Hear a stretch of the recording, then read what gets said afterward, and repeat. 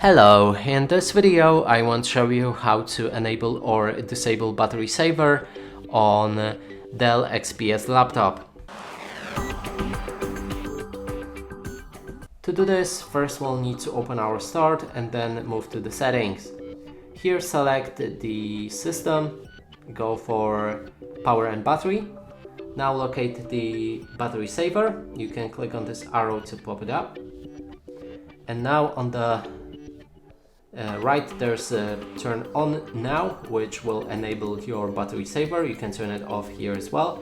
For me, it's grayed out because I'm around 3% of the battery, or actually it's in 21%. So there's no, the battery saver is already activated.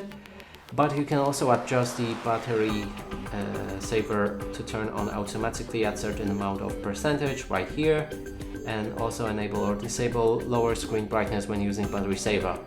And that's it for this video. Hope you like it. Please consider subscribing to our channel, leave a like and a comment below.